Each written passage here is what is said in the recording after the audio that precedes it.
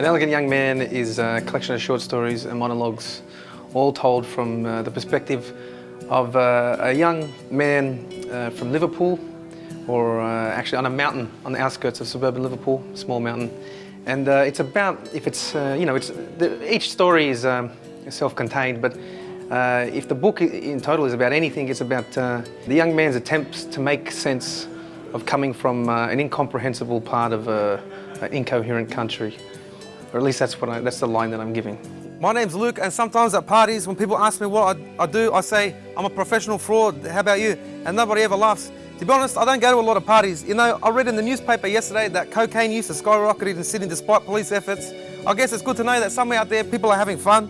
Frank Sinatra said that he was for whatever gets you through the night, but according to the Bible, anyone who endorses, participates or watches Australian Idol and isn't very sorry is going to hell. The inspiration for the collection was my life. The narrator, who by chance has the same name as me, and I have so much in common. It's really quite eerie, and so it's the main thing that drew me to that character was sympathy. You know, I could really sympathise with his condition and his confusion and his struggle to make sense of himself and the world around him. So that's really where the story comes from. Also, the book is set in Liverpool for the most part, in the suburbs of Western Sydney, and that's the most interesting place in Australia.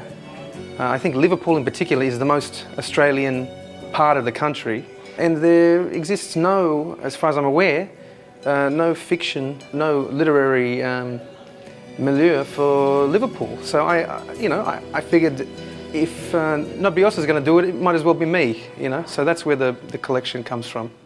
I'm an English teacher now too, and I tutor this girl named Seren.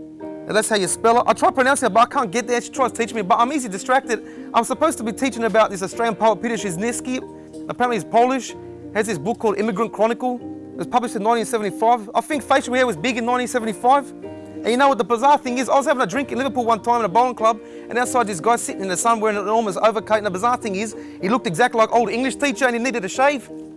The reception to the book has been far beyond anything that I imagined. You know, this is the first fiction from Liverpool, and I didn't think anyone would be that interested, you know. I've been amazed. I was awarded along with some other Australian writers, the 2014 Young Novelist by the Sydney Morning Herald, nominated for the Australian Literary Society Gold Medal, which Alexis Wright won, and now Readings.com New Writing Award. My book is in the running for that, and the reviews have been amazing, incredible. Geordie Williamson from The Australian was the first to review it, and the title of his review, the headline for his review was "Life Flares in Suburban Void," which I thought was really interesting, a really interesting way to approach the book. But yeah, I can't really exaggerate how amazed I've been by the reception that the book has received, relative to what I expected. You know, it is. People, you know, I talk about it like this and people tell me to relax because, you know, it hasn't been meteoric or anything, but in terms of sales or whatever, but, you know, far beyond what I expected.